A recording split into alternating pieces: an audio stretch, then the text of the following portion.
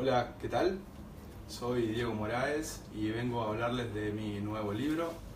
Antimasonería 1717-2017, que vamos a estar presentando hoy a la noche a las 21 horas en el Salón Dorado de la Intendencia de Montevideo, en el marco de la Feria del Libro.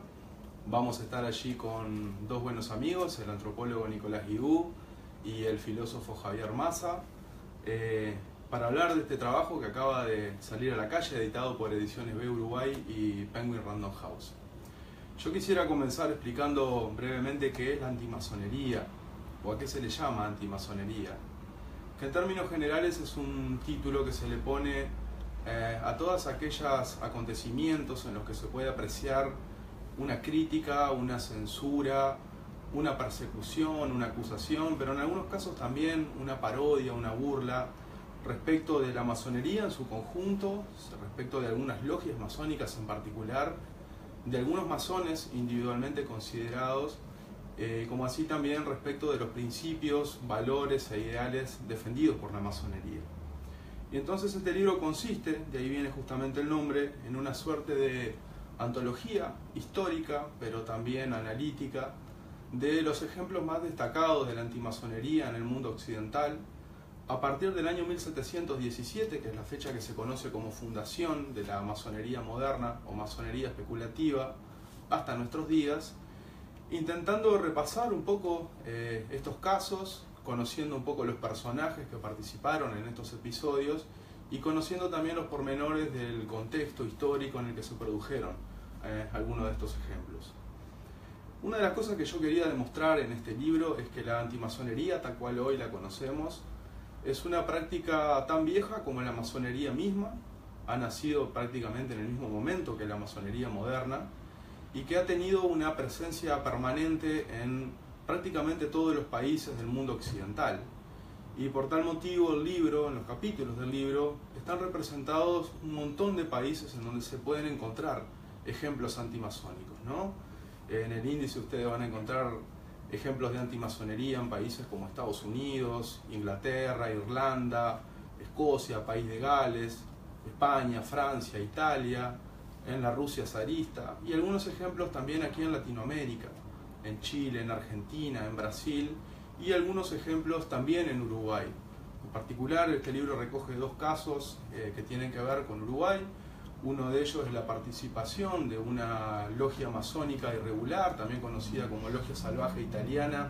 llamada Propaganda Due, o P2, vinculada con una serie de actividades delictivas en los dos continentes y cuyos líderes tuvieron una estrecha relación con Uruguay.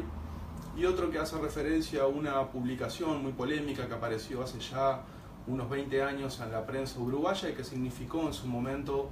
un gran escándalo al interior de una de las potencias masónicas más importantes que hay en Uruguay, que es la Gran Logia de la Masonería del Uruguay.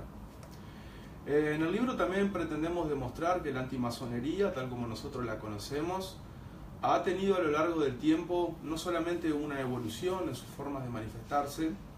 sino que se ha manifestado también en diferentes formatos, en diferentes medios y en diferentes soportes. El libro incluye, por supuesto, referencias a los medios clásicos en los cuales la antimasonería se ha manifestado, como pueden ser las bulas y las encíclicas papales o los sermones religiosos, pero también aparecen referencias a casos antimasónicos aparecidos en revistas, en periódicos, en diarios, en folletines y otros ejemplos de la cultura escrita. También hay ejemplos de casos antimasónicos que se manifiestan a través de prácticas, como pueden ser las persecuciones, excomuniones, en algunos casos también crímenes y actividades delictivas. Y hay también un espacio bastante grande en el libro para la difusión de la antimasonería a través de medios artísticos, ¿no? Que es uno de los lugares en donde la antimasonería se ha refugiado históricamente, no solamente en la literatura, sino también en otros medios como pueden ser el cómic, el cine, las obras de teatro y algunos ejemplos de la cultura popular como la televisión y las páginas de internet. También pretendimos demostrar en este libro, echar por tierra o por lo menos poner en cuestionamiento un viejo prejuicio que existe en el mundo de los estudios antimasónicos, que define la antimasonería siempre como una actitud agresiva, deliberada, en contra de la masonería, practicada por lo general por los enemigos históricos de la fraternidad, ¿no? Como pueden ser la Iglesia Católica, las monarquías absolutas y los regímenes totalitarios. Esa afirmación es verdadera, pero también es un poco limitada, tal como nosotros queremos mostrar en este libro. Existen infinidad de ejemplos en los cuales la antimasonería se manifiesta no a través de actitudes hostiles, sino a través de bromas, de ironías, de parodias y de humoradas en general. No siempre la antimasonería se produce de forma deliberada. Nosotros hacíamos recién referencia a la antimasonería que aparece en el campo artístico, y hay allí una infinidad de ejemplos en donde uno no podría decir que hay una actitud deliberada o intencional de atacar a la masonería, pero de todas maneras, a partir de determinados arquetipos de representación en el mundo artístico, se llegan a consolidar determinados prejuicios, determinados estereotipos que, bueno, influyen decisivamente en la forma en que nosotros podemos apreciar o comprender la cosa masónica, ¿no? Y hay también un montón de ejemplos relacionados con aquello que, para utilizar un cierto juego de palabras, podríamos denominar la antimasonería masónica. Es decir, casos en donde el discurso antimasónico, aunque parezca un poco paradójico,